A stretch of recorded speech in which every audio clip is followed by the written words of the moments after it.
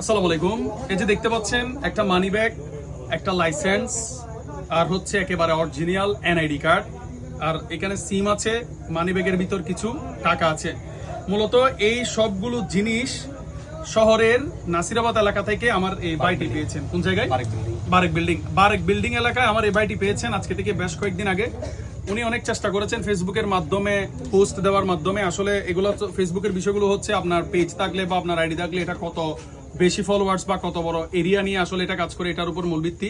So আমাদের এই পেজটা যেহেতু অনেক বড় পেজ, মাশাআল্লাহ, সো আশা করি আপনারা যদি শেয়ার করেন এই জিনিসগুলো খুব ভালোভাবে পাওয়া যাবে। আমি সবগুলো ছবি কমেন্টসে দিয়ে দিব।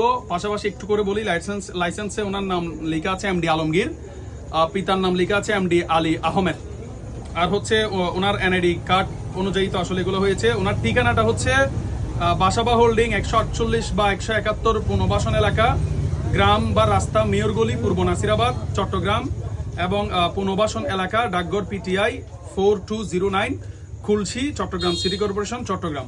তো এগুলো হচ্ছে আমার ভাইয়া অনেকদিন ধরে খোঁজার চেষ্টা করেছে, এবং এখানে কয়েকটা হচ্ছে ভিজিটিং কার্ড অনুযায়ী, যেহেতু উনি হয়তো একজন সিএনজি চালক হতে পারে, সে অনুযায়ী উনি একটা ভিজিটিং কার্ডের ওয়ার্কশপ বা ডেন্টিং এর কাজ করে এরকম একটা দোকানে উনি গিয়েছেন, এবং ওখানে হচ্ছে ওনারা বলেছেন যে অনেক আগের হইতে পারে, বাট কোনো পরিচয় দিতে পারে নাই।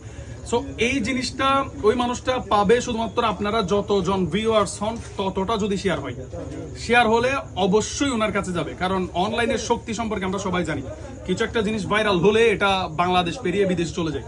সো যদি আপনারা সবাই শেয়ার করেন, আশা করি এই মানুষটা পাবে। আমি ওনার মেন জিনিসগুলো কমেন্টসের মধ্যে ছবি তুলে দিয়ে দিব।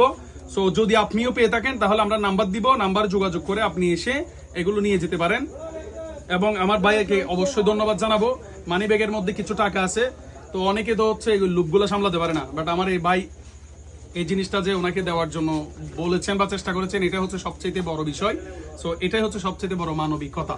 সো ধন্যবাদ, আসসালামু আলাইকুম। সবাই একটু শেয়ার করে দিবেন।